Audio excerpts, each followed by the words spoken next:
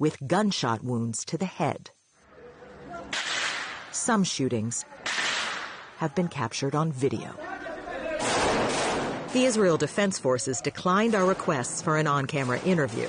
But in an email, a spokesperson told CBS News, quote, "The IDF has never and will never deliberately target children," adding, quote, "Remaining in an active combat zone has inherent risks."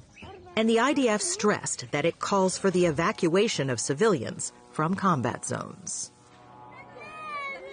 The UN reports that to date, more than 80% of Gaza's population has been displaced and the majority of its buildings destroyed.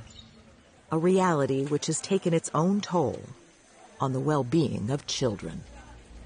What about the emotional wounds? How can you measure that? I can't measure my own. How do you be an orphan and watching your family, melted in front of you and shredded in front of you? How do you fix that? Ever fix that?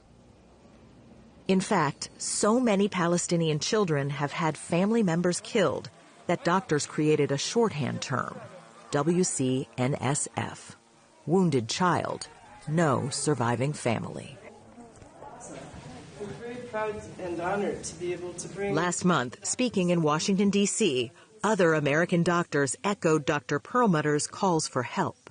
We've described it as a catastrophe, a nightmare, a hell on earth. It's all of these and worse. We didn't even have hand sanitizer or alcohol or soap most of the time. And while we're there, we're listening to, aid is getting in. We're taking care of civilians. They're not being targeted. And yet we're witnessing a completely different story. For dozens of miles, we saw 18-wheelers parked bumper to bumper, engines off outside of Gaza. Food or health care could not get in. How many kids are in danger of starvation in Gaza? All of them. Absolutely all of them.